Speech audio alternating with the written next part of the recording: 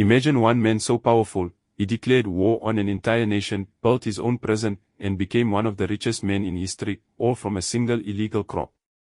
This is the story of Pablo Emilio Escobar Gaviria, the king of cocaine, the man who ruled Colombia from the shadows and met his end on a Medellín rooftop. Pablo Escobar was born on December 1, 1949, in Rio Negro, Colombia. The third of 7 children, he grew up in the nearby town of Envigado, a place that would later become his empire's heart. His father was a humble farmer, and his mother a dedicated schoolteacher. But even as a child, Pablo had ambitions that reached far beyond his small town. He was fascinated by money, fame, and power. As a teenager, he started small, stealing tombstones and reselling them, then moving into car theft and smuggling cigarettes. It was clear early on, Escobar was brilliant, ruthless, and fearless. He once told his friends, "I'm going to be the president of Colombia, or I'm going to be rich." He would come close to both. In the 1970s, Escobar found his true calling, cocaine. The global demand for the drug was skyrocketing, especially in the United States. Along with other traffickers, he formed what would become the Medellín Cartel, the most powerful drug organization in history. Using small planes, submarines, and even submarines disguised as fishing vessels, Escobar's cartel smuggled tons of cocaine each month. By the early 1980s, it was estimated that 80% of the world's cocaine came from the Medellín Cartel. Pablo Escobar was making up to $420 million a week. His wealth was unimaginable. He owned private jets, fleets of cars, exotic animals, and his legendary estate, Hacienda Nápoles, complete with a private zoo and racetrack. Escobar's genius wasn't just in smuggling. It was in how he managed people, through fear and loyalty. He famously used the policy of plata o plomo, silver or lead. Take the bribe, or take a bullet. Thousands of judges, politicians, and police officers accepted his bribes. Those who didn't live long.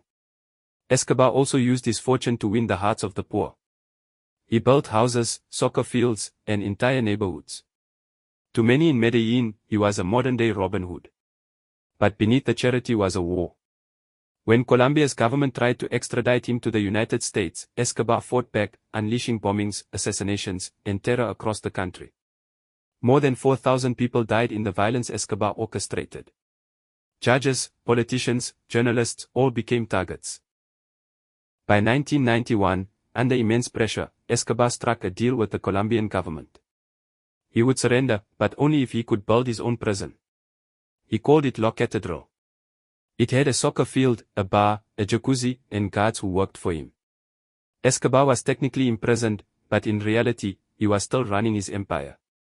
Eventually, the government realized the truth.